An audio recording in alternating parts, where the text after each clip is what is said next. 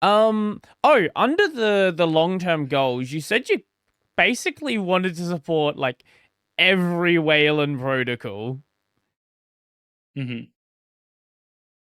Like, again, this is another one of these like really So big goals.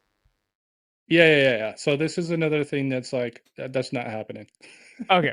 This is where people are gonna be like, "There's no way," and I'm like, "Oh yeah, well let me try," and then I find out later. Um, but I want to keep this naive approach of like, "Oh yeah, I can do it," because like if I don't, then I Mhm. don't try and I don't Hmm. find out. If no one's gonna try, I'm not saying no one's going to, but if I don't try, I won't know that it's not possible until I find out, you know? If I can support WL roots, I can get stuff like Sway up and running, and I really appreciate Sway because like it's a tiling window manager. It's so nice. I want that. I want that for macOS. I Mhm. want you to have it for macOS. I just don't want there to be any excuses like, oh, if I'm not going to support WL roots protocols, then boom, suddenly there goes the nested compositor support for Sway. There goes Mhm. all the WL roots based compositors that you could have used.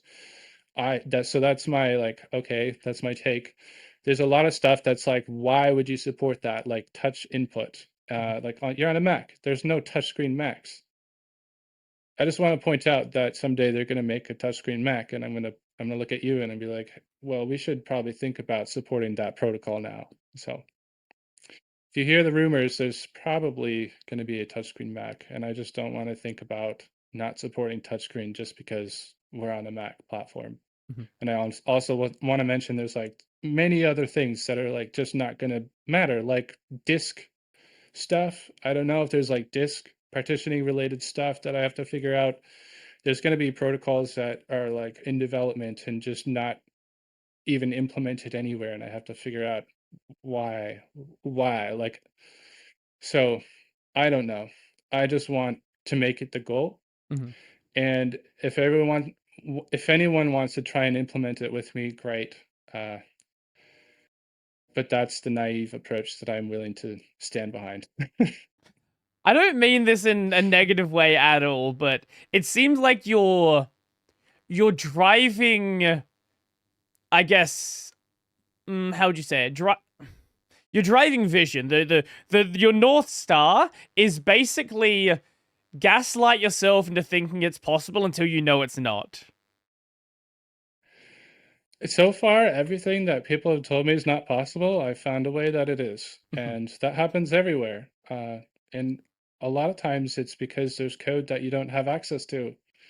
And it's just a matter of reverse engineering that proprietary code and figuring out how to do it yourself or how to implement it or how to inject into that code at runtime and modify it. Mhm. And these are all skills that I've been learning, that are very helpful for me to look at something like, oh, I want to make a display manager. I want to make a desktop environment. I want to replace macOS entirely.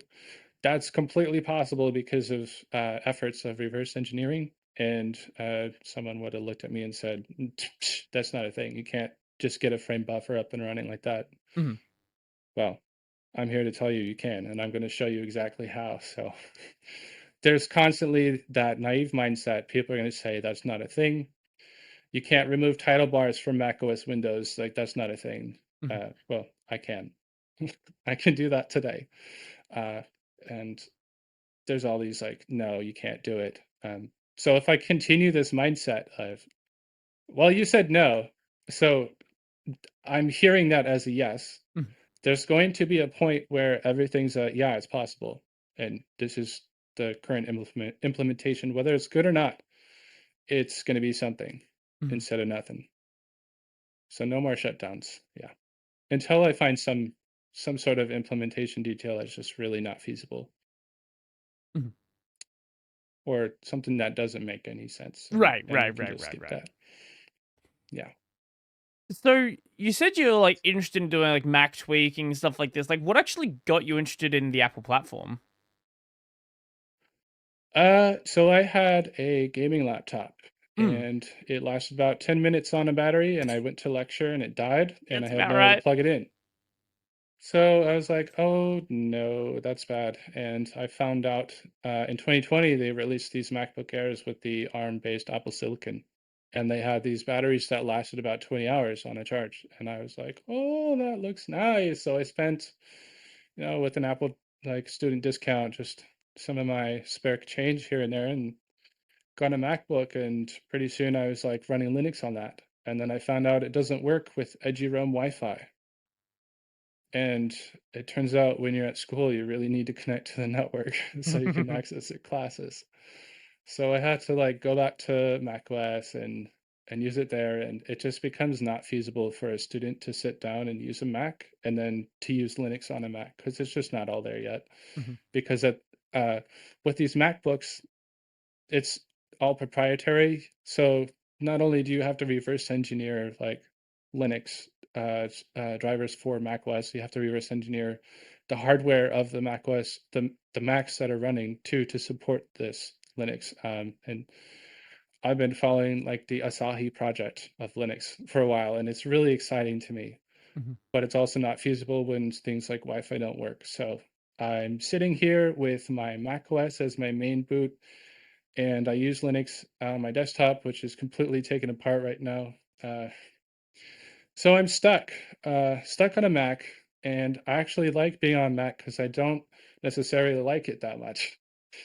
And that gives me all this room for ideas and ambition to go ahead and make it work the way that I want to, as if it was Linux. And then we reach this point where whether I like it or not, I can make it however I want it to be. And then I'm out here making tweaks for macOS. That's kind of how it started. The older Yeah. Macs were a lot more, maybe not open's the right word, but at least not as locked down. Like I remember having I don't know, one of the old white MacBooks, whatever 2011, whatever year that was, 2010. The Something like like a PowerBook. the white clamshell ones. Yeah, yeah, yeah. And we were running like Windows on them as well. Like Uh-huh. back with those ones, you could run a lot more with them. It's sort of like the more Mm. recent stuff where it's like, no, you can't do any of that. We desperately want you to like stay within our ecosystem. Like if you go buy like one of the older MacBook Pros, running Linux on that is pretty straightforward. Yeah, there's some driver issues and things don't work out of the box, but mostly you were fine with most of the Intel Macs. When you got into the ARM stuff, that's where things were like, I'm happy with the work that's been done with Asahi. Like the fact that that project exists is really cool, and it's come a long way. They have working GPU drivers there now. Like you can play games on them. It's actually super cool what is actually possible through that project. So again, I absolutely love the Asahi project. I'm really happy that they're pioneering that effort because it's massive and it's ambitious, Mhm. And I find that as an inspiration to go ahead and do something similar. Whether or not I know what I'm doing, I'm doing it. Mhm. And I I do have experience with like replacing the actual OS with something else. And once you start it running into the T2 based Macs, with the T2 chip, T2 security, and then now with Apple Silicon with the secure Enclave processors, just like the iPhones, you end up getting this problem where you have to side load. You have to have a Mac partition to keep firmware updates, and then you can like have a second partition for Linux, and you can't no longer just replace it directly. Right. And then you have this whole boot chain problem because it's not compatible with, like the UEFI standard. So Mhm. just having something like Asahi is super, super fascinating. And I think everyone's lucky that it's even a thing. What I think is very interesting about Asahi is there's like the Apple engineers clearly seem to be totally okay with it because at any moment they could just put a stop to like the way they're approaching things. But there's random little things that I would never expect to be documented that are. Like this Hmm. seems like one of those things where the engineers would love Linux to be fully available in these systems, but management's like, no, we're not doing that. So they just like comply at the easiest level possible. Like that, mate. I don't know any Apple engineers, but from everything I've heard from people in the USC project, that seems to kind of be the way things have been built. I think it's super fascinating. I think it's really interesting. But we're starting to learn with projects. There's some MIT researchers that are finding out how to reverse engineer some of Apple's ecosystem, and one of the latest ones being like how to like figure out why the Wi-Fi is so fast on these Apple Mm, ecosystem. And they use the standard Wi-Fi protocols. They just communicate differently. And so reverse engineering Apple products to figure out how to make something like the iPad extended display or something like AirPlay, figuring out all of those protocols like AirDrop. mm, When you reverse engineer those, and then make it more available across platform for this ecosystem to expand beyond Apple products, I really find that really interesting and fascinating, and I'm surprised that it's even possible. But then like having that available to other platforms, mm, that's when it, how do I put it? That's when it's like super like out of bounds. Like it's typically like an out of bounds situation where you feel like this like this is something Apple doesn't want you to do. So I have no idea how the Asahi Linux project and Apple, whether they clash or whether they look at it and say, "Oh, that's cool." I don't know. I'm not a part of it directly, but I'm just here to tear down some walls and to build bridges. My biggest motto right now is just build bridges, not walls. And I think being able to run Wayland applications directly on iPhone and directly on your Mac is one of the best ways to do that.